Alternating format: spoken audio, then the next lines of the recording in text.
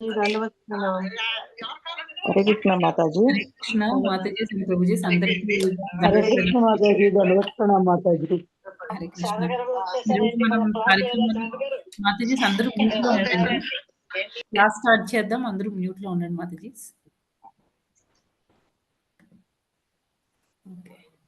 హరే కృష్ణ మాతాజీ ప్రభుజీ అందరికీ దండవత్ ప్రణామాలు. అందరికీ తెలుగు గీత కార్యక్రమానికి స్వాగతం.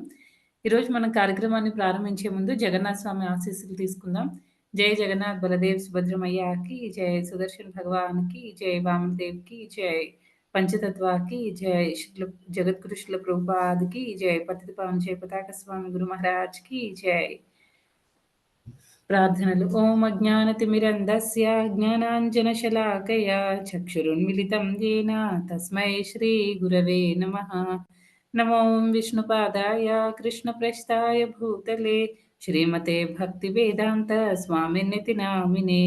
నమస్తే సరస్వతే దేవే గౌరవాణి ప్రచారిణే నిర్విశేష శూన్యవాది పాశ్చాత్య దేశతారిణే. జయ శ్రీకృష్ణ చైతన్య ప్రభు నిత్యానంద శ్రీ అద్వైత గదాధర శ్రీవాసాది గౌరభక్త వృంద. హరే కృష్ణ కృష్ణ కృష్ణ హరే హరే, హరే రామ రామ రామ హరే హరే. హరే కృష్ణ మాతాజీ. దండవత్ ప్రణామం. దండవత్ ప్రణామం మాతాజీ. ఈ రోజు మనం 13వ అధ్యాయం నుండి 23వ శ్లోకం చూద్దామండి. హరే కృష్ణ. అది కూడా సేమ్ థీమ్ కిందకి వస్తుంది అనమాట. కృష్ణ ఇస్ ద సోర్స్, అన్నిటికీ కృష్ణయే సోర్స్ అనే దాని కిందకే వస్తుంది ఈ శ్లోకం కూడా. 13వ అధ్యాయము 23వ శ్లోకం.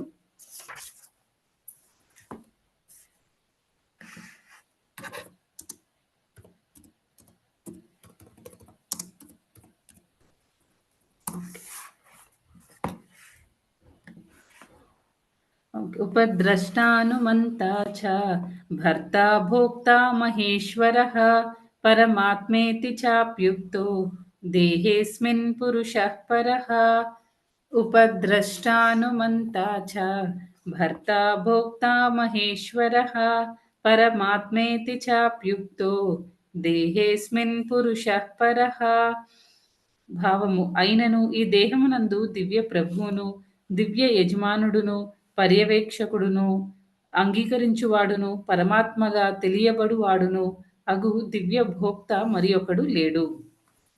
ఇంకొకసారి మళ్ళీ భావం చూద్దామండి. అయినను ఈ దేహమునందు దివ్య ప్రభువును, దివ్య యజమానుడును, పర్యవేక్షకుడును, అంగీకరించువాడును, పరమాత్మగా తెలియబడువాడును అగు దివ్య భోక్త మరి ఒకడు కలడు. అంటే దీనికి ముందు శ్లోకంలో ఫస్ట్ మరి ఒకడు కలడు అంటే ఇంకెవరో ఉన్నారని కదా, అది జీవాత్మ గురించి చెప్పారు. ఈ శ్లోకంలో ఏంటంటే పరమాత్మ గురించి చెప్తున్నారనమాట. అయితే లాస్ట్ 2 శ్లోకాస్ లో మనం ఏం చూస్తున్నామంటే ఇప్పుడు డిఫరెంట్, అంటే ఇప్పుడు కృష్ణని అన్నిటికీ సోర్స్, ఆయన దేవాది దేవుడు అని చెప్పడానికి వేరియస్ క్వాలిటీస్ గురించి మనం చెప్పుకుంటూ వస్తున్నాం అనమాట. ఇంకా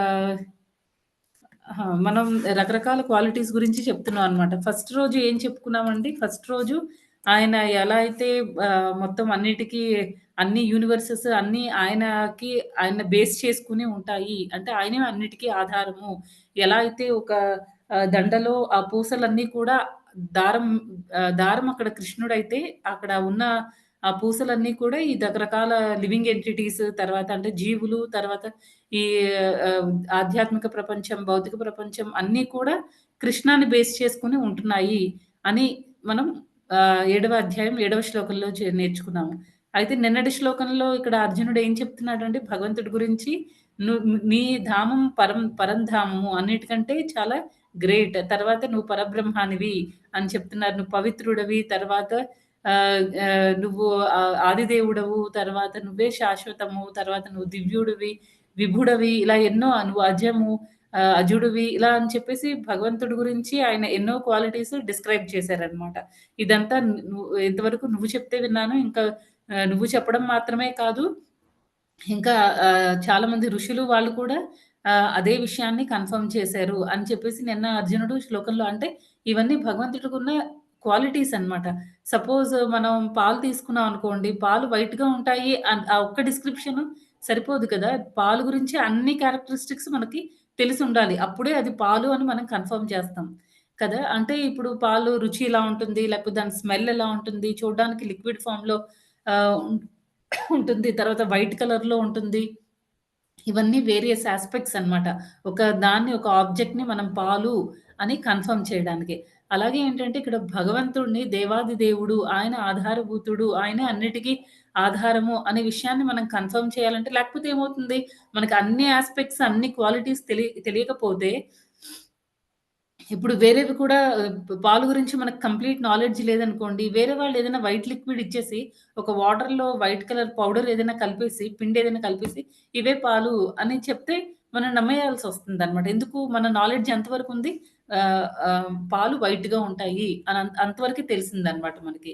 అందుకే మనం ఏది చూసినా పాలనే అనుకుంటాం. అలా కాకుండా పాలు గురించి మనకి అన్ని యాస్పెక్ట్స్, అన్ని క్వాలిటీస్ మనకి కంప్లీట్‌గా తెలిసిందనుకోండి, అప్పుడు మనం ఏదైనా ఒక దాన్ని పాలు అని మనం కన్ఫర్మ్ చేయడానికి మనకి మనకున్న నాలెడ్జ్ అంతా ఉపయోగించి అది కన్ఫర్మ్ చేసుకోవచ్చనమాట. అదే రకంగా ఏంటంటే భగవద్గీతలో కృష్ణుడు దేవాది దేవుడు అని చెప్పారు. రేపొద్దున్న ఇంకెవరైనా వస్తారు. ఇంక వేరే ఏదో పురాణంలో ఇంకొకళ్ళెవరో వేరే దేవీ దేవతలెవరైనా వాళ్ళే ఆ దేవుడే పరమాత్మ, ఆ దేవుడే దేవాది దేవుడు అని చెప్తే మనం నమ్మేసే పరిస్థితికొస్తామనమాట. అందుకని కంప్లీట్‌గా అన్ని క్వాలిటీస్ గురించి మనం రకరకాల శ్లోకాల్లో భగవద్గీతలో ఉండే రోజుకొక్కొక్క శ్లోకం తీసుకొని, మనం భగవంతుడికి సంబంధించిన అన్ని క్వాలిటీస్ గురించి అర్థం చేసుకుంటున్నాం. అప్పుడు రేపు పొద్దున ఇంకెవరైనా వచ్చినా కాదు మేము భగవద్గీతలో ఇన్ని రిఫరెన్సెస్ ఉన్నాయి అని మనకు చెప్పడానికి కరెక్ట్‌గా ఉంటుందనమాట.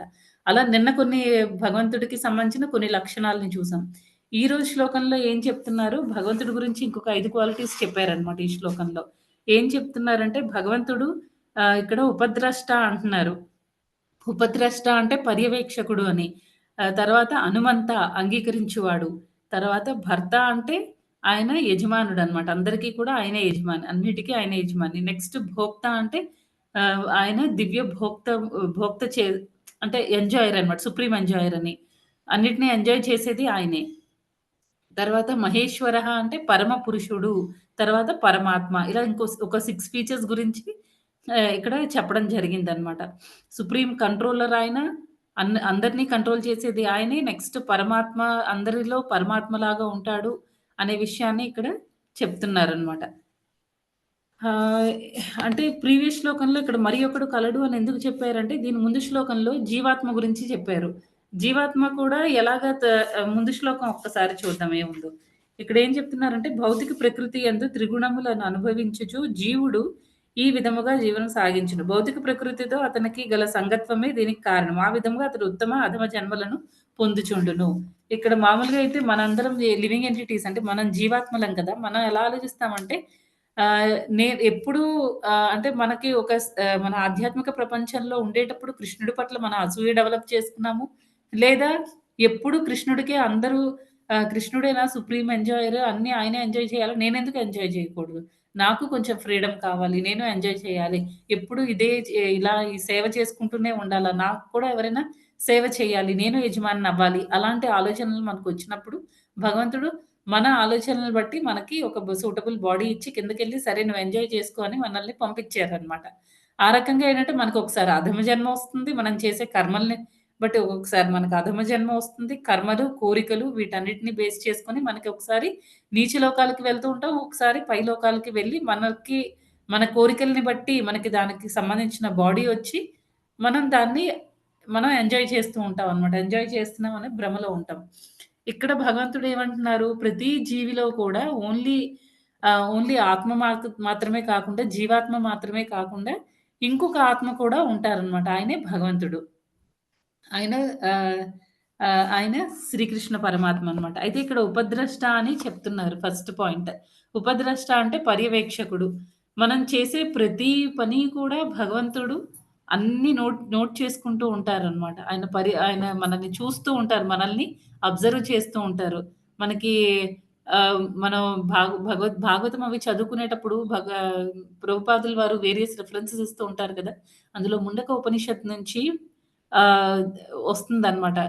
ఒక చెట్టు మీద 2 అంటే మనలో ఉండే ఆత్మని, పరమాత్మని అక్కడ కంపారిజన్ ఎలా జరుగుతుందంటే, ఒక చెట్టు కొమ్మ మీద 2 పక్షులుంటాయన్నమాట. ఒక పక్షి ఆ చెట్టుకి ఉన్న ఫలాల్ని అనుభవిస్తూ ఉంటుంది. అంటే తింటూ ఉంటుందన్నమాట.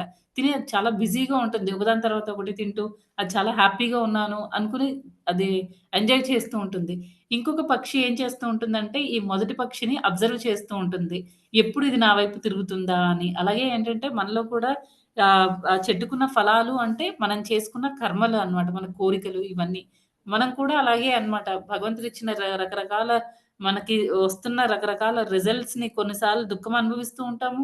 కొన్నిసార్లు మనం సంతోషాన్ని అనుభవిస్తూ ఉంటామనమాట. ఈ మెటీరియల్ యాక్టివిటీస్‌లో, ఈ భౌతిక ప్రపంచంలో ఉండే ఈ కర్మల ఫలితాలని అనుభవిస్తూ మనం చాలా బిజీగా అయిపోతాం.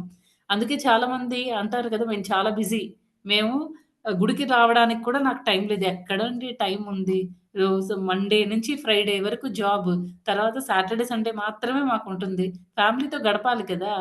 కానీ ఇదంతా మూర్ఖత్వం అన్నమాట. మొత్తం ఫ్యామిలీని మనం భగవద్భక్తులుగా తయారు చేస్తే అంతా ఫ్యామిలీ మొత్తం కలిసి ఇస్కాన్ టెంపుల్‌కెళ్ళొచ్చు కదా! ఆ రకంగా మీరనుకున్నట్టు ఫ్యామిలీతో టైమ్ స్పెండ్ చేయడం అవుతుంది. తర్వాత భగవంతుడి భక్తి అవుతుంది. ఈ భౌతిక దేహం నుంచి మనకి విముక్తి లభిస్తుంది.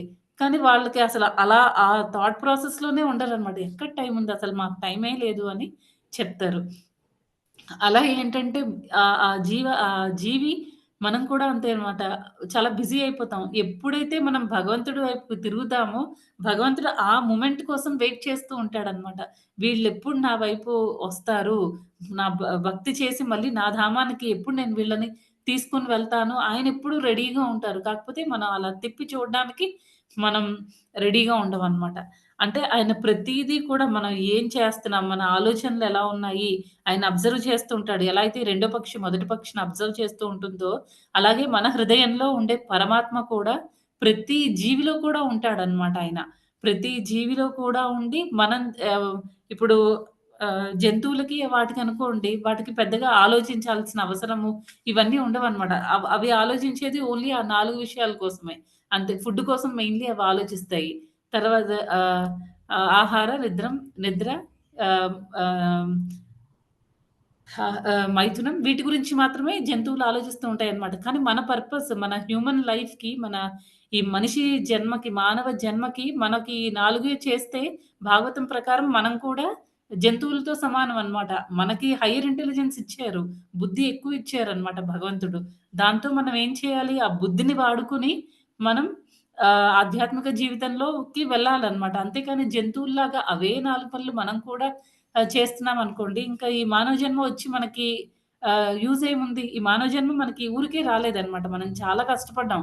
మనం ఎన్నో మంచి కర్మలు చేశామనమాట. చేస్తే అప్పుడు భగవంతుడు మనకి ఈ దేహాన్ని ఇచ్చారనమాట. సరే ఇప్పటికైనా సరే మార్చుకో సేవ చేసి మళ్ళీ నీలో ఉన్న అనర్థాలన్నిటిని వదిలించుకొని మళ్ళీ భగవద్ధామానికి రా అని చెప్పి మనకి భగవంతుడు ఇచ్చిన కృప అన్నమాట.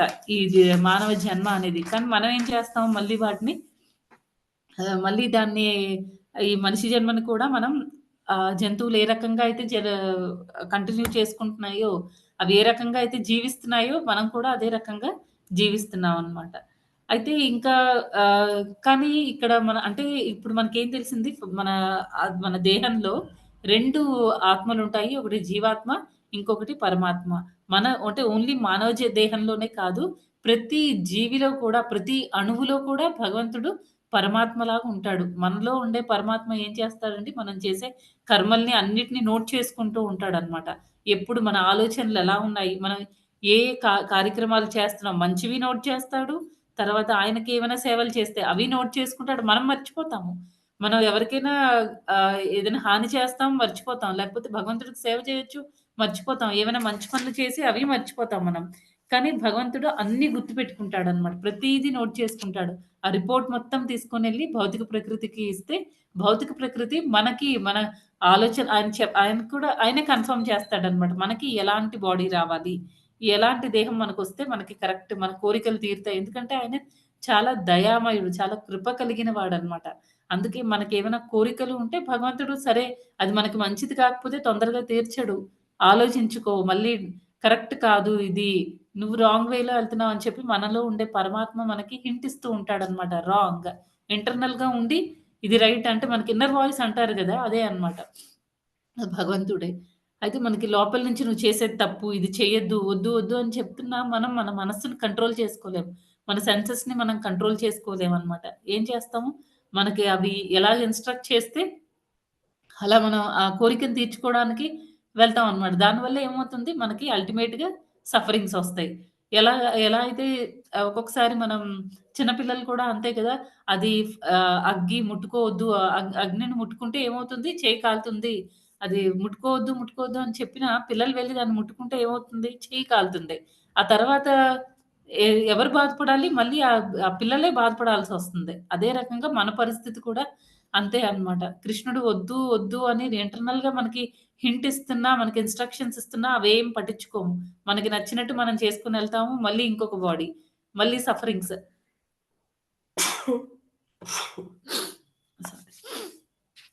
నెక్స్ట్ ఇంకా ఇలా ఉంటుందన్నమాట.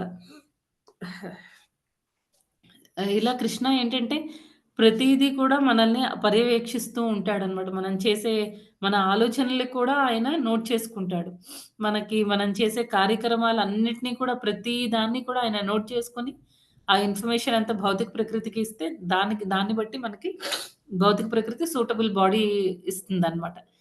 అది. నెక్స్ట్ అదే ఆహ్, ఇప్పుడు మాయావాదులున్నారనుకోండి, వాళ్ళేం చేస్తారు, ఇక్కడ ఆత్మ, పరమాత్మ 2, 2 ఒక్కటే.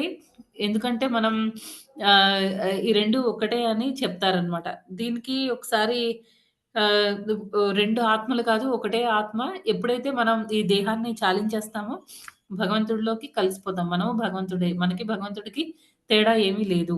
సరే, మనం తేడా లేదు అనుకుంటే, ఇప్పుడు మన బాడీలో మనకి జరిగే వాటన్నిటిని మనం కంట్రోల్ చేసుకోగలమా? సపోజ్ మనం ఒక్కొక్కసారి రోడ్డు మీద నడుస్తూ ఉంటాం. అనుకోకుండా మనకి ఎవరైనా బైక్ మీదో లేకపోతే కారు మీదో వచ్చి గుద్దారనుకోండి. ఎవ్వరు కూడా మన బాడీ మీద మనకు కంట్రోల్ ఉంటే, ఆ కారో, బైకో మన దగ్గరికొచ్చినప్పుడు వెంటనే మనం పక్కకి తప్పుకోగలిగే కెపాసిటీ మనకుండాలి కదా! ఎందుకు ఉండట్లేదు? అంటే ఏంటంటే, మన బాడీ మీద ఫుల్ కంట్రోల్ మనకి లేదనమాట. లేదు కాబట్టే మనకి నచ్చనివి కూడా మన జీవితంలో జరుగుతూ ఉంటాయి. తర్వాత అందరి దగ్గర గ్రేట్ అనిపించుకోవాలనుకుంటాం. కానీ అందరూ మనల్ని తిడుతున్నారనుకోండి. మన ఇంటెన్షన్ వేరు. ఒకవేళ మనకి అన్నీ అంటే మనం ఏదనుకుంటే అది జరగాలి. ఇప్పుడు మనం దేవుడైతే మనం ఏదనుకుంటే అది జరగాలి కదా! అది అలా జరగడం లేదు. మనం ఒకటనుకుంటే ఇంకొకటి జరుగుతుంది. అంటే మనల్ని మనం కంట్రోల్ చేసుకోవడం లేదు. మనకంటే సుపీరియర్ అథారిటీ ఎవరో ఉన్నారు. వాళ్ళు మనల్ని కంట్రోల్ చేస్తున్నారనమాట. ఆ విషయం మనకి తెలియడం లేదు. కానీ మాయావాదులేమంటారు? 2 ఒకటే. ఆత్మ, పరమాత్మ అంతా ఒకటే. వేరే ఏం లేదు అని అంటారనమాట. ఒకసారి ప్రభుపాదుల దగ్గరికి కొంతమంది మాయావాది సన్యాసులొచ్చారనమాట. అప్పుడు ప్రభుపాద ఏం చేశారంటే వాళ్ళకి ఇప్పుడు జనరల్‌గా మన ఇస్కాన్ సాంప్రదాయం ఏంటంటే ఎవరొచ్చినా సరే వాళ్ళకి ప్రసాదం ఇస్తామనమాట. అలాగే ఏంటంటే ప్రభుపాదుల వారు సన్యాసులకి ప్రసాదం ఇచ్చారు. ఫస్ట్ కొంచెం ఇచ్చారు. తిన్నారు. మళ్ళీ ఇచ్చారు. మళ్ళీ తిన్నారు. ఇంకా అలా ప్రభుపాద ఆపట్లేదనమాట. ప్రభుపాద శిష్యులకి చెప్తున్నారు. ఇంకా పెట్టండి, ఇంకా పెట్టండి అని. వాళ్ళేమో భయపడిపోయారు. ఇదేంటిది మీరు ఇలాగ ఇంతింత ప్రసాదం ఇస్తున్నారేంటి? మేమింక తినలేము. మా పొట్ట నిండిపోయింది. అదేంటి మీరలా అంటారు? మీరు భగవంతుడు ఒకటే కదా! మీరు కృష్ణుడు ఒకటే కదా! మరలాంటప్పుడు ఇప్పుడు గోవర్ధనగిరి గోవర్ధన లీల జరిగినప్పుడు ఏం ఏం జరిగిందంటే, ఎంతో ప్రసాదం అన్నమాట. ఎంతో ఎంతో ఆఫర్ చేస్తున్నారు. ఆహ్, గో గోవర్ధనగిరికి. అయినా గోవర్ధనగిరి అంటే కృష్ణుడి ఎక్స్‌పాన్షనే గదండీ! అయితే గోవర్ధనగిరి ఏం చెప్తుంది? అప్పుడు కృష్ణ ఏం చెప్తాడు? "అనేయోర్, అనేయోర్" అని అంటూ ఉంటాడు. ఇంకా కావాలి, ఇంకా కావాలి అని అడుగుతూ ఉంటాడు. అదేంటి మరి మీరు ఇంకా వద్దు అని అంటున్నారు. అప్పుడే కడుపు నిండిపోవడం ఏంటి?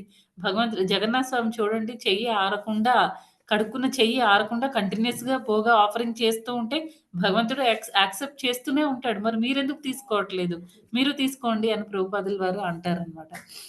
తర్వాత ఇంకొకసారి ఏమవుతుందంటే ఒక మాయావాదులకి, ప్రభుపాదులకి సీరియస్‌గా చర్చ జరుగుతూ ఉంటే అందులో ఒక మాయావాది సన్యాసి ఏమో నాకు సడెన్‌గా మాట్లాడడం ఆపేసి ఇలాగ బుగ్గ పట్టుకొని కూర్చుంటాడనమాట. ఏమైందని ప్రభుపాదుల వారు అడిగితే చెప్తాడు, నాకు పన్ను నొప్పిగా ఉంది అనేసి.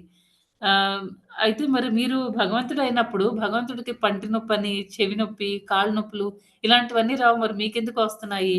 అని ప్రభుపాదుల వారు అడగడం జరుగుతుందనమాట. ఇంకొకసారి ఇంకొకసారి ఇంకొక సన్యాసి ఏమో వాష్‌రూమ్‌కెళ్ళాలని ఇవన్నీ ప్రభుపాదుల వారు చెప్తారనమాట. ఇవన్నీ భగవంతుడికి ఇలాంటివన్నీ ఉండవు. ఆయన ఏ ఆర్గన్‌తో ఏమైనా చేయొచ్చు. తర్వాత ఆయనకి నొప్పులని మనలాగా ఎందుకంటే ఆయన దేహం మనలాంటి దేహం కాదు. భౌతిక దేహం కాదనమాట. ఆయన బాడీ చాలా దివ్యమైనది. ఆయన ఆధ్యాత్మిక దేహం. అలాంటప్పుడు ఆధ్యాత్మిక దేహంలో భౌతిక దేహానికి సంబంధించినవన్నీ ఎలా వస్తాయి? అని ప్రభుపాదుల వారు క్వెషన్ చేస్తారనమాట. అది. నెక్స్ట్ ఇంకా ఇక్కడ ఏం చెప్తున్నారు? హనుమంత. హనుమంత అంటే అంగీకరించేవాడనమాట. అంగీకరించడము అంటే ఇప్పుడు శాంక్షనర్ అనమాట. మనకేదైనా కావాలి అనంటే, మన లైఫ్‌లో ఏదైనా జరుగుతుంది అంటే దానికి ఆహ్, ఫైనల్‌గా అప్రూవ్ చేసేది లేకపోతే శాంక్షన్ చేసేది కృష్ణయే. మనకి నచ్చినట్టు ఇప్పుడు మనకి చాలామంది మనం దేవీ దేవతల్ని చూస్తూ ఉంటాం. చాలామంది మంచి హస్బెండ్ రావాలంటే పార్వతీదేవిని, లేకపోతే మంచి వైఫ్ రావాలంటే పార్వతీదేవిని మొక్కుకోవడము, లేకపోతే చదువు రావాలంటే సరస్వతి మాతని, ఇలా రకరకాలుగా రకరకాల దేవీ దేవతల్ని పూజ చేసి వాళ్ళకి కావాల్సిన కోరికల్ని తీర్చుకుంటారు. అంటే మనకి అంటారు కదా! ఈ దేవుడి దగ్గరికెళ్ళు నీకు ఈ పని జరుగుతుంది. లేకపోతే మంచి పిల్లలు పుట్టాలంటే ఆహ్, ఏదో ఇలాగ ఈ పూజలు చెయ్యి, అలా రకరకాల పూజలు అవన్నీ చెప్తూ ఉంటారు. జనరల్‌గా మనకి. ఈ దేవుడి దగ్గరికి వెళ్ళు, లేకపోతే దుర్గాదేవి దగ్గరికి వెళ్ళు, 7 వీక్స్ ఏదో వ్రతం చెయ్యి, లేకపోతే 11 వీక్స్ ఏదో వ్రతం చెయ్యి, అలాంటివన్నీ చెప్తూ ఉంటారనమాట. చెప్పినప్పుడు మనం ఏం చేస్తాం, మనకి అంటే ఎవరైతే అలాగా ఆ రకంగా ఏదైనా కోరికలతో భౌతికపరమైన కోరికలతో ఎవరైతే అలాంటి దేవీ దేవతలకి వెళ్తూ ఉంటారో, దగ్గరికి వెళ్లి వాళ్ళ కోరికలని తీర్చుకుంటారు. కోరిక తీరిపోయిన తర్వాత వాళ్ళేమనుకుంటారు, ఈ దేవుడు నాకు హెల్ప్ చేశాడు. ఇంకిక్కడి నుంచి నేను ఈ దేవుడికి స్టిక్ అయ్యుంటాను అని అనుకుంటారనమాట. కానీ యాక్చువల్‌గా ఈవెన్ ఈ దేవీ దేవతలకి కూడా దేన్ని శాంక్షన్ చేసే ఫ్రీడమ్ అనేది ఉండదు. ఇప్పుడు మనం దేవీ దేవతల్ని ఏమైనా అడుగుతున్నాము అంటే వాళ్ళెళ్లి మళ్ళీ కృష్ణని అప్రోచ్ అవుతారు. కృష్ణని అడుగుతారనమాట. స్వామి ఏం చేయాలి? ఇవ్వాలా? వద్దా? అంటే వాళ్ళకి కొంత ఫ్రీడమ్ ఉంటుంది. కానీ బియాండ్ ద లిమిట్ అడిగినప్పుడు వాళ్ళు కూడా కృష్ణని కన్సల్ట్ చేస్తారనమాట. కృష్ణ ఓకే అంటేనే వాళ్ళు ఇవ్వగలరు. కృష్ణ ఓకే వీళ్ళకిది ఇవ్వద్దు అని చెప్తే ఇంక దేవీ దేవతలు కూడా ఇంక దాన్ని శాంక్షన్ చేయరు. కానీ మనం ఎలా అనుకుంటాం వాళ్ళిచ్చారు అని అనుకుంటాం అనమాట. అది ఎప్పటికీ జరగదు. ఫైనల్‌గా ఏదైనా మనకి జీవితంలో ఏదైనా జరుగుతుంది అంటే మన ఇష్ట ప్రకారం కాదు.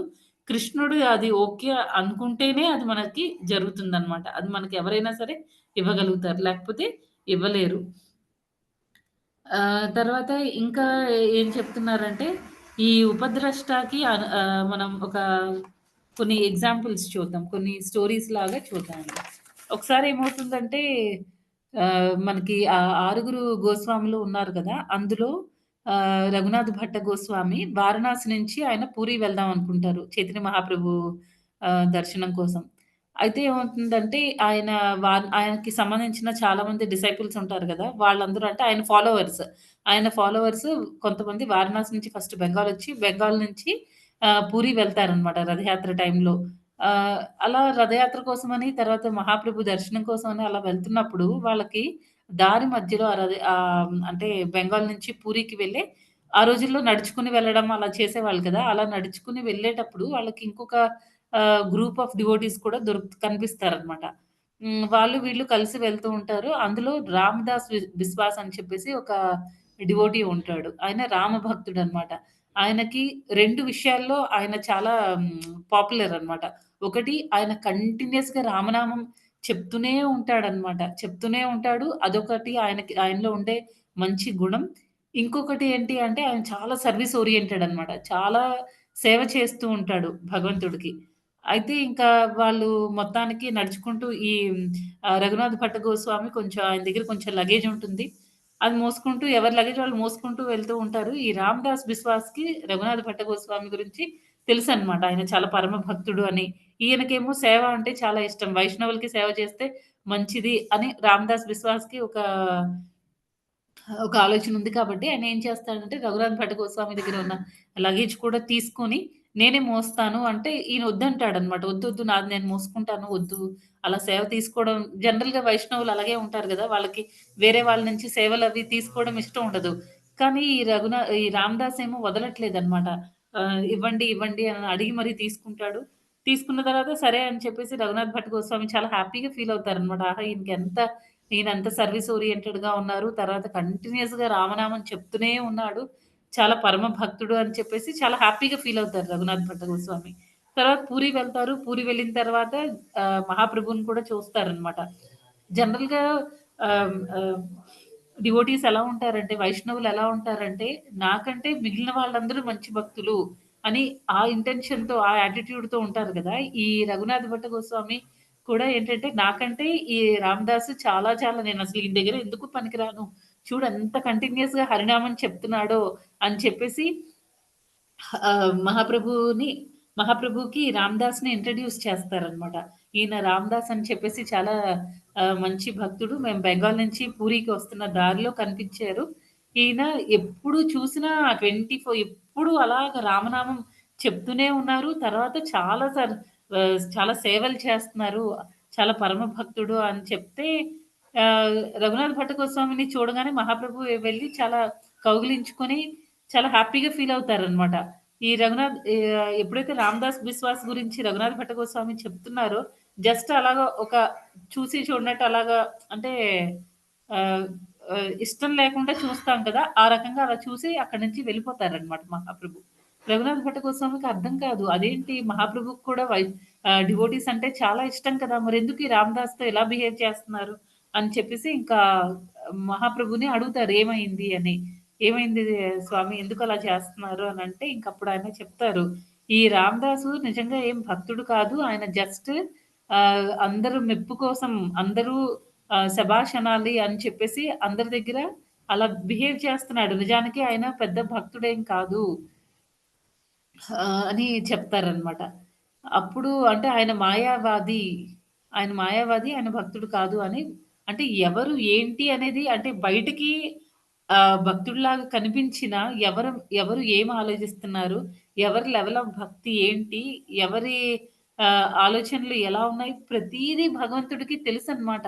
ఆయన పర్యవేక్షకుడు. తర్వాత ఆహ్, అ అ అందుకే ఆయనకి ఈజీగా 'రామదాస్‌ని' ఐడెంటిఫై చేయగలిగారు. ఆయన లెవెల్ ఆఫ్ భక్తి ఏంటి? నిజంగా భక్తుడా? లేకపోతే ఎప్పుడు చూడు ఎలాగ నిరంతరం నామం చెప్తున్నాడు, రామనామం చెప్తున్నాడు, లేకపోతే సర్వీసులు చేస్తున్నాడు అని అందరూ అనుకోవాలని చేస్తున్నాడా? గొప్పల కోసం చేస్తున్నాడా? అనేది భగవంతుడు అందరిలో పరమాత్మలాగున్నాడు. లేకపోతే ఉపద్రష్ట అని తెలుసుకోవడానికి తెల్ ఆహ్, తెలుస్ తెలుసుకోగలుగుతాడనమాట భగవంతుడు. అందరిలో పరమాత్మలాగా ఉండడం వల్ల. నెక్స్ట్ ఇంకొకటేంటంటే, ఇంకొక స్టోరీ కూడా చెప్తాను. ఇంకొక పాస్ట్ టైమ్. అందులో అక్కడ ఒకసారి రథయాత్ర అంటే మహాప్రభు టైంలో ఆహ్, కింగేమో ప్రతాపరుద్రుడు ఉండేవాడనమాట. ప్రతాపరుద్రుడు ఉండేటప్పుడు వేరే అంటే మొఘల్ ఎంపరర్స్ ఎవరు ఆహ్, మొఘల్ రాజులెవరు ఎంటర్ అవ్వడానికి కూడా ఆ ఏరియాకి అంటే ఒరిస్సా ఆ ఏరియాలో ఎంటర్ అవ్వడానికి కూడా భయపడేవాళ్ళనమాట. తర్వాత మెల్లమెల్లగా రావడం స్టార్ట్ చేశారు. ఒకసారి ఆ మొఘల్స్‌లో మహాప్రభు టైం తర్వాతనమాట. మహాప్రభు తర్వాత కొంతమంది మొఘల్ ఎంపరర్స్ మహాప్రభు టైంలో కూడా ఉన్నారు. కానీ చాలా తక్కువ. ఆ తర్వాత ఎక్కువ మంది మొఘల్ ఎంపరర్స్ వచ్చారనమాట. అందులో ఒక ముస్లిం సుబేదార్ ఉండేవాడు. అతని పేరు తాకి ఖాన్. ఆ తాకి ఖాన్ కటక్ ఏరియాని పరిపాలిస్తూ ఉండేవాడనమాట. ఒకసారి ఏమవుతుందంటే, ఆ రోజుల్లో ముస్లిమ్స్ ఏం చేసేవాళ్ళంటే, ఈ ఈ తాకికానికి ఎప్పుడు ఒకటే టార్గెట్. ఏంటంటే, మన హిందూ టెంపుల్స్ అన్నిటిని కూడా అంటే బ్రేక్ చేసేసి, మన హిందువులకి ఒక ఐడెంటిటీ అనేది ఉండకూడదు. అందరూ ముస్లిమ్స్ లాగా మారిపోవాలి అని ఆయనకొక కోరిక ఉండేదనమాట. ఆయన ఆలోచనలు అవన్నీ అదే రకంగా ఉండేవి. అయితే ఒకసారి మహాప్రభు టైం తర్వాత ఇదంతా జరిగింది. ఈ తాకికానేమో ఎలాగా ఈ హిందూ టెంపుల్స్‌ని వాటిని బ్రేక్ చేయాలి అని ఆలోచిస్తూ ఉంటారు. రకరకాల రూల్స్ పెడుతూ ఉంటారు. అట్‌లీస్ట్ మనం ఇమ్మీడియేట్‌గా బ్రేక్ చేయకపోయినా నంబర్ ఆఫ్ పీపుల్‌ని తగ్గిచ్చేయాలి. అంటే భక్తుల్ని తగ్గిచ్చాలి అన్న ఉద్దేశంతో వాళ్ళు అతను ఒక రూల్ పెడతాడనమాట. ఆ రూల్ ప్రకారం ఏంటంటే గుడికి వెళ్ళాలి అంటే వాళ్ళు పన్ను కట్టాలనమాట. అందరూ కట్టలేరు గదా! ఆ రకంగా నంబర్ ఆఫ్ డివోటీస్‌ని తగ్గించడానికి ట్రై చేసాడనమాట గుడికి వెళ్ళడానికి. ఇప్పుడు ఎవరు వెళ్ళట్లేదనుకోండి, ఒక టైంలో ఏమవుతుంది గుడిని కంప్లీట్‌గా డిమాలిష్ చేసేయొచ్చు. ఆ ఉద్దేశంతో అలాంటి రూల్ పెడతాడు. తర్వాత అదే టైంలో ఈయన కటక్‌ని పరిపాలిస్తూ ఉంటాడు. తర్వాత దగ్గరలో కుర్దా ఉంది కదా! ఆ కుర్దా ఏరియాలో ఒక డివోటీ కింగ్ ఉంటాడనమాట. ఒక వైష్ణవ కింగ్ ఉంటాడు. అతని పేరు రామచంద్రదేవ. ఈ రామచంద్రదేవేమో ఈ తాకికాని చేస్తున్న అరాచకాలన్నీ చూస్తూ ఉంటాడనమాట. చాలా బాధపడతాడు. ఎలా అయినా సరే ఈ తాకికాన్ని పంపించేయాలి. ఇతన్ని యుద్ధంలో ఓడించాలి అనే ఉద్దేశంతో యుద్ధాన్ని ప్రకటిస్తాడనమాట ఈ వైష్ణవుడు. వెళ్లి ఎందుకు అక్కడున్న మిగతా భక్తులందరిని ప్రొటెక్ట్ చేయాలి అనే ఉద్దేశంతో అతను యుద్ధాన్ని ప్రకటిస్తాడు, వెళ్తాడు. కాకపోతే తాకికాన్ చేతిలో ఈ రామచంద్రదేవ్ ఓడిపోతాడు. ఓడిపోయిన తర్వాత ఈ తాకికాన్ ఏం చేస్తాడంటే ఈయన్ని జైల్‌లో పెడతాడు. జైల్‌లో పెట్టిన తర్వాత ఒక ఒక విషయం చెప్తాడనమాట. ఆహ్, జనరల్‌గా అప్పుడు ఆ రోజుల్లో ఎలా ఉండేదంటే, ఇప్పుడు ఎవరైనా అంటే హిందువుల్ని ముస్లిమ్స్‌గా మార్చడానికి ఏం చేసేవాళ్ళంటే, హిందువుల్ని వివాహం చేసుకునేవాళ్ళు. అప్పుడేమవుతుంది ఆటోమేటిక్‌గా హిందువులు కూడా ముస్లిమ్స్‌గా కన్వర్ట్ అయిపోయారు. కన్వర్ట్ చేసేసేవాళ్ళనమాట ఫోర్స్‌ఫుల్‌గా. అలాగే ఈ రామచంద్ర దేవుకి ఒక మాట చెప్తాడు. "నువ్వు నువ్వు బతికి ఉండాలి అనంటే, నువ్వు మా చెల్లిని మ్యారేజ్ చేసుకో. చేసుకుంటే అప్పుడు నిన్ను ప్రాణాలతో వదిలేస్తాను" అని చెప్తాడనమాట. ఈయన రామచంద్రదేవ్ ఒప్పుకోడు. ఎందుకంటే వాళ్ళది ముస్లిం బ్యాక్‌గ్రౌండ్. వాళ్ళు చేసే కర్మలన్నీ ఉగ్ర కర్మల్లాగా ఉంటాయి. అలాంటి వాళ్ళని వివాహం చేసుకోవడం ఈయనకి ఇష్టం లేదనమాట. అందుకే చేసుకోను అని ఖచ్చితంగా జెప్తాడు. తాకిక్ ఖాన్ అంటాడు, "సర్లే నీకు కొంచెం టైమ్ ఇస్తాను. నువ్వు ఆలోచించుకో" అని అంటాడు. ఆ తర్వాత ఏమవుతుంది జైలుకి ఆయన చెల్లి వస్తుందనమాట. ఆవిడ పేరు రజియా. ఆ రజియా వచ్చి చెప్తుందనమాట ఈ వైష్ణవుడికి అంటే ఈ రామచంద్రదేవికి చెప్తుంది. మీరు ఇప్పుడు నన్ను వివాహం చేసుకోండి. చేసుకోవడం వల్ల ఏమవుతుందంటే మీరు బతుకుతారు. అట్‌లీస్ట్ మీరు జీవించి ఉంటారు అనంటే ఆయనంటాడు, "ప్రాణం పోయినా పర్వాలేదు. నాకెలాంటి కష్టము లేదు. నేను మాత్రం అలాంటి భయంతో నా ప్రాణ భయంతో నేను అలాంటి పనులు నేను చేయను" అంటే అప్పుడు ఆవిడ చెప్తుందనమాట. ఇది ఇక్కడ నువ్వు నన్ను వివాహం చేసుకోవడం వల్ల నీ ప్రాణం మాత్రమే రక్షించబడదు. తర్వాత ఇంకొకటి ఏమవుతుంది అంటే నేను కూడా ఇప్పుడు మా అన్న నిన్ను చంపేసాడంటే అక్కడ ఉన్న పూరిలో ఉన్న జగన్నాథ స్వామి టెంపుల్‌ని మా అన్న డిమాలిష్ చేయడానికి మొత్తం అంతా నాశనం చేసేయడానికి చూస్తున్నాడు. నువ్వు జగన్నాథ స్వామి టెంపుల్‌ని రక్షించడానికి అవుతుంది అని అదొక విషయం చెప్తుంది. అంతే కాకుండా ఆహ్, అది మెయిన్ అన్నమాట. నువ్వు టెంపుల్‌ని రక్షించడానికి జరుగుతుంది. అంతే కాకుండా నేను కూడా మా ఫాదర్ కూడా అంటే క మా నాన్నగారు కూడా ఎలాగంటే, మా అమ్మ హిందూ బ్యాక్‌గ్రౌండ్ నుంచి వచ్చింది. మా నాన్నేమో మా అమ్మని ఫోర్స్‌ఫుల్‌గా వివాహం చేసుకున్నారు. ఆవిడ చాలా ఆహ్, ఆహ్, వై ఆవిడ జగన్నాథ స్వామి భక్తురాలు. ఈవెన్ నాకు కూడా చిన్నప్పటి నుంచి మా అమ్మగారిని చూసి, చూసి నాకు కూడా ఆ జగన్నాథ స్వామి భక్తి అనేది డెవలప్ అయింది. సో, నాకు జగన్నాథ స్వామి అంటే చాలా ఇష్టము అని చెప్తుందనమాట. నేను నీకు ఆహ్, అందుకే నేను జగన్నాథ స్వామి టెంపుల్‌ని ప్రొటెక్ట్ చేయడానికి మీకు ఈ సలహా ఇస్తున్నాను అని క్లారిటీ ఇస్తుందనమాట. అప్పుడు కింగ్ ఒప్పుకుంటాడు. ఓహ్! అలాగా అని చెప్పేసి ఇంకా కింగ్ ఏమో వివాహం చేసుకుంటాడు. వివాహం చేసుకున్నాక కింగ్ పేరు తాకికాని మార్చేస్తాడు. ఏమనంటే హాఫీజ్ ఖాదర్ ఖాన్ అని చెప్తారనమాట. అని మార్చేస్తారు. ఆ తర్వాత ఏమవుతుందంటే అతను కూడా ఇంక ముస్లిం అయిపోయాడు. తర్వాత ఈ అమ్మాయిని అక్కడే వదిలేసి కింగ్ ఏమో మళ్ళీ వెళ్ళిపోతారనమాట. అక్కడి నుంచి వాళ్ళ రాజ్యానికి వెళ్తారు. వాళ్ళ రాజ్యానికి అంటే కుర్దా వెళ్తారు. కుర్దా వెళ్ళేసరికి అక్కడున్న ఆయన బంధువులు, భార్యలు వీళ్ళందరూ కూడా ఆయన్ని చూసి చీత్కరించుకుంటారనమాట. "నువ్వేం రాజువి ప్రాణభయంతో ఆహ్, నీ హిందూ ధర్మాన్ని అన్నిటిని వదిలేసి నువ్వొక ముస్లింలాగా మారిపోయావు. నువ్వేం రాజువే" అని చెప్పేసి రాజ్య ప్రజలు ఎవ్వరు కూడా ఆయనతో సరిగ్గా మాట్లాడరు. అందరూ ఆయన్ని అసహించుకోవడం స్టార్ట్ చేస్తారనమాట. ఆయనకి టెంపుల్స్‌లో కూడా ఇంకా అలౌ చేయరు. ఆయనకి ఎవరి కోసమైతే అదంతా చేశారో జగన్నాథ స్వామి టెంపుల్‌ని ప్రొటెక్ట్ చేయడానికి చేశారు. కానీ అలాంటి జగన్నాథ స్వామిని చూడ్డానికి కూడా ఆయనకి అవకాశం లేని పరిస్థితిలో ఉంటారనమాట. ఈ రాజు చాలా చాలా బాధపడతాడు. ప్రతిరోజు అందరూ పడుకున్నాక నైట్ 11 ఆ టైంలో జగన్నాథ స్వామి దర్శనానికి వెళ్తాడు. కానీ ఆయన వెళ్ళే టైంకి మొత్తం అన్నీ క్లోజ్ అయ్యి ఉంటాయి. ఆయన ఆ టెంపుల్ బయటే కూర్చొని ఆయన చాలా బాధపడుతూ ఉంటాడనమాట. చూడు జగన్నాథ నేను ఇదంతా చేసింది నేను నా ప్రాణ భయంతో లేకపోతే నా ప్రాణాన్ని నేను రక్షించుకోవడానికి నేను చేయలేదు. నేనైతే రెడీ. వాళ్ళ చేతిలో చచ్చిపోవడానికి కూడా నేను రెడీ. కాకపోతే ఏంటంటే నేను ఒకవేళ చనిపోతే ఈ టెంపుల్‌ని వాళ్ళు మొత్తం నాశనం చేసేస్తారు. టెంపుల్‌ని పడగొట్టేస్తారు. నీ టెంపుల్‌ని రక్షించడం కోసం మాత్రమే నేను ఆ డెసిషన్ తీసుకోవాల్సొచ్చింది అని చెప్తారనమాట. అయితే ఇక్కడ ఏంటంటే భగవంతుడు అందరూ ఆయనకి వ్యతిరేకంగా ఉన్నారు. కానీ జగన్నాథ స్వామి ఏం చేస్తారంటే, ఎలా అయినా సరే వీళ్ళందరూ ఈయన ముస్లింగా మారిపోయాడు కాబట్టి, ఈయన్ని లోపలికి అలౌ చేయరు. అందుకే వాళ్ళేం చేస్తారు, జగన్నాథ స్వామి ఆ గర్భగుడిలో నుంచి బయటకొస్తారనమాట. బయటికి ఆయన ఎక్స్‌పాన్షన్ లాగా వచ్చి, బయట ఎంట్రన్స్ దగ్గర మనకి సింహద్వారం దగ్గర కూడా ఇంకొక జగన్నాథ స్వామి, పతిత పావన జగన్నాథ స్వామి అని చెప్పేసి మనకి ఎంట్రన్స్‌లో ఇంకొక జగన్నాథ స్వామి ఉంటారు కదా! ఆ రకంగా భగవంతుడు ఈయనకి దర్శనం ఇవ్వడం అవుతుందనమాట. అంటే ఇక్కడ మనం తెలుసుకోవాల్సిందేంటంటే, మనకి భగవంతుడి అనుగ్రహం అనేది ఉంటే మొత్తం లోకం మొత్తం భగవంతుడి అనుగ్రహం ఉండాలి. గురువు వీళ్ళిద్దరూ కూడా ఎప్పుడూ మనం ముందు చేసిన కర్మల్ని బట్టి వాళ్ళెప్పుడు కూడా మనల్ని జడ్జ్ చేయరనమాట. అంటే వీళ్ళు నువ్వు ఇంతకుముందు రాంగ్ చేశావు. నువ్వు మంచిదానివి కాదు. లేకపోతే నువ్వు మంచివాడివి కాదు. ఇప్పుడెందుకు నువ్వు వచ్చావు? నేను నిన్నెలా యాక్సెప్ట్ చేస్తాను? అలా ఎప్పుడూ మన ప్రీవియస్ కర్మల్ని బట్టి ఆయన ఎప్పుడూ జడ్జ్ చేయడనమాట భగవంతుడు. ఎప్పుడు మనల్ని యాక్సెప్ట్ చేయడానికి రెడీగా ఉంటాడు. అందుకే ఇంకా ఏంటంటే ఈవెన్ ఇక్కడ ఈ స్టోరీలో మనకి ఇంకొకటి ఏం తెలుస్తుందంటే ఈ పాస్ట్ టైమ్‌లో ఇక్కడ రామ్‌దేవ్ చూసారా? రామచంద్ర దాస్, రామచంద్ర దేవ్ ఈయన ఏం చేశాడంటే ఆయన ప్రాణం మీదకొచ్చినా సరే ఆయన భయపడలేదు.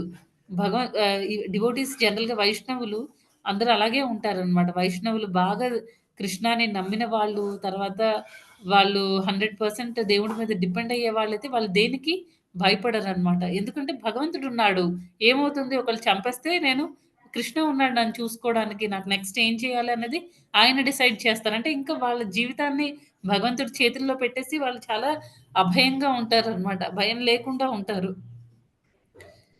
భగవంతుడు కూడా మన ఎన్ని అంత ప్రపంచం మొత్తం మనల్ని వదిలేసినా సరే, భగవంతుడు మాత్రం మనల్ని ఎప్పుడు కూడా వదిలిపెట్టాడనమాట. ఆయనెప్పుడు మనల్ని పట్టుకొని ఉంటాడు.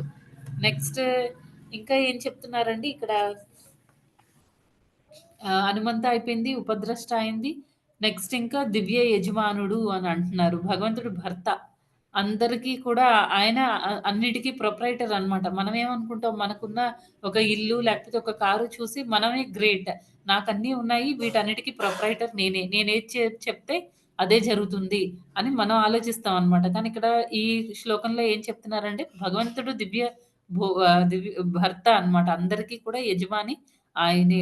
తర్వాత భోక్త అని చెప్తున్నారు. భోక్త అంటే అర్థం ఏంటి? ఆయన సుప్రీం ఎంజాయర్ అన్నమాట. మనమేమనుకుంటాము నేనే ఎంజాయర్‌ని. నేను ఎంజాయ్ చేస్తా. ప్రతీది కూడా మన ఎంజాయ్‌మెంట్ కోసం ఇది ఎలా ఉపయోగపడుతుంది? లేకపోతే ఈ ఫ్యామిలీ మెంబర్స్ అందరూ మన ఎంజాయ్‌మెంట్ కోసం ఎలా ఉపయోగపడతారు? ఎంజాయ్‌మెంట్ అంటే ఏదైనా అవ్వచ్చనమాట. నేను వేరే వాళ్ళని కంట్రోల్ చేసి ఎంజాయ్ చేస్తాను. నా భార్య, పిల్లలు వీళ్ళందరిని కూడా నేను కంట్రోల్ చేస్తాను. నేను చెప్పినట్టు చేయాలి. అదెలా అవుతుంది? మనల్ని మనమే కంట్రోల్ చేసుకోలేం. ఒక్కొక్కసారి మనకి చాలా హెల్త్ ఇష్యూస్ అవి సడెన్‌గా వస్తాయన్నమాట. సపోజ్ ఆహ్, రోడ్డు మీద ఒక్కొక్కసారి కళ్ళు తిరిగి పడిపోవచ్చు. ఒకవేళ మన బాడీ మీద మనకు కంట్రోల్ ఉండి, మనమే సుప్రీం కంట్రోలర్, తర్వాత సుప్రీం ఎంజాయర్ అవన్నీ అయితే, మనకు కంట్రోల్ లేకుండా ఎందుకుండాలి? మన బాడీ మీద మనకు కంట్రోల్ ఉండాలి కదా! ఆహ్, మన బాడీ మీద మనకే కంట్రోల్ ఉండదు. అలాంటిది మనం వేరే వాళ్ళని ఎలా కంట్రోల్ చేస్తాం? మనం అనుకుంటాం అన్నమాట. మనకున్న ఆ కొంచెం స్వేచ్ఛ లేకపోతే స్వతంత్రం వల్ల మనకెలా అనిపిస్తుందంటే, నేనన్నీ చెప్తున్నాను. మా ఇంట్లో నా భార్య, పిల్లలు వీళ్ళందరూ కూడా నా మాట వింటున్నారు అని మనం అనుకుంటాం. కానీ అది ఫ్యాక్ట్ కాదు.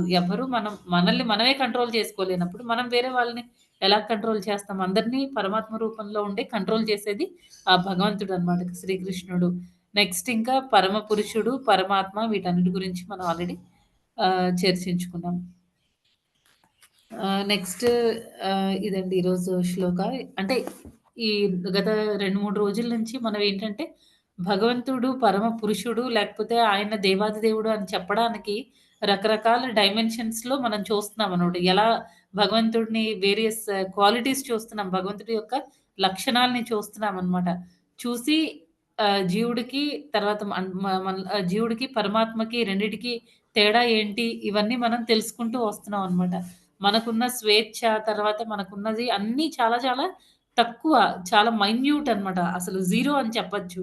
ఇప్పుడు పెద్ద సముద్రంలో నుంచి ఒక వాటర్ డ్రాప్ తీసామనుకోండి, ఆ వాటర్ డ్రాప్‌కి సముద్రం నీరు ఏ రకంగా అయితే ఉప్పగా ఉంటుందో, అలాగే ఈ వాటర్ డ్రాప్ కూడా ఆ నీటి బిందువు కూడా అంతే, అంటే టేస్ట్ వైస్, అన్నిటి వైస్, కెమికల్ కాంపోజిషన్ వైస్, అన్నిటి వైస్ సేమ్ ఉంటుంది. కాకపోతే ఏంటి, సముద్రం అనేది చాలా చాలా పెద్దది. అందులో నీటి బొట్టు అనేది చాలా కొంచెం అన్నమాట. అదసలు ఇన్‌కన్సిడరబుల్. అసలు పట్టించుకోవాల్సిన అవసరం లేదు. అంత తక్కువ. మనకి, భగవంతుడికి ఉన్న తేడా కూడా అలాంటిదే అన్నమాట. మనలో ఉండే క్వాలిటీస్ అన్నిటికి సోర్స్ ఆయనే. కాకపోతే నేను, కృష్ణుడు ఒకటే అని మనం చెప్పుకునే ఛాన్స్ లేదు. ఎందుకంటే భగవంతుడికి అన్ని భగవంతుడికుండే లక్షణాలు, తర్వాత ఆయనకుండే ఐశ్వర్యాలు అన్నీ కూడా మనం అనువైతే ఆయన విభుడనమాట. అన్నీ ఆయనకి అన్‌లిమిటెడ్ ఉంటాయి. మనం అసలు ఊహించుకోలేమనమాట. ఆయన మనం ఒకటే అని చెప్పడానికి కూడా అవ్వదు. అన్ని క్వాలిటీస్‌లో, అన్ని విషయాల్లో కూడా మనకి, ఆయనకి చాలా చాలా తేడా ఉంటుంది. ఆహ్, అది ఆల్‌మోస్ట్ మనం అంతా కవర్ చేసామండి. ఇంకా ఎవరికైనా ఏమైనా ప్రశ్నలుంటే అడగండి. రేపు ఇంకొక శ్లోకం చూద్దామండి. రేపు కాదు, ఎల్లుండి. సండే. హరే హరే హరే కృష్ణ. ప్రభుజీ. ఇంత అద్భుతంగా ఉంది మాతాజీ. శుద్ధ భక్తుల గురించి షడ్గోస్వాముల యొక్క కథలు, వాళ్ళు ఏ విధంగా శరణాగతి చేశారు, ఎంత భగవంతుడికి సరెండర్ అయ్యారో మీరు ఈరోజు చెప్పిన స్టోరీస్ అన్ని మేము కొత్తగా తెలుసుకున్నాం మాతాజీ. చాలా చాలా అద్భుతంగా ఉంది మాతాజీ. హరే కృష్ణ. హరే కృష్ణ మాతాజీ. హరే కృష్ణ మాతాజీ. ఎన్నో అధ్యాయంలో శ్లోకం మాతాజీ ఇది? 13వ అధ్యాయం 23వ శ్లోకం మాతాజీ. Thank you Mataji. హరే కృష్ణ. ధన్యవాదాలు మాతాజీ. హరే కృష్ణ మాతాజీ. ధన్యవాద ప్రణామం. చాలా చక్కగా వివరిస్తున్నారు మాతాజీ. చాలా అద్భుతంగా ఉంది. ఇలా చెప్పడం చాలా బాగుంది మాతాజీ. హరే కృష్ణ. థీమ్ వైస్ అయితే బాగుంటుంది మాతాజీ. బాగా నేర్చుకోవచ్చు అన్ని. అవును మాతాజీ. హరే చాలా కృష్ణ చాలా మాతాజీ. బాగుంది. హరే కృష్ణ మాతాజీ. బాగుంది. హరే చాలా కృష్ణ బాగుంది. మాతాజీ. మాతాజీ దండవత్ ప్రణామం. ధన్యవాద ప్రణామాలు. మాతాజీ దండవత్ ప్రణామాలు. హరే కృష్ణ. హరే కృష్ణ మాతాజీ. ధన్యవాద ప్రణామం. హరే కృష్ణ.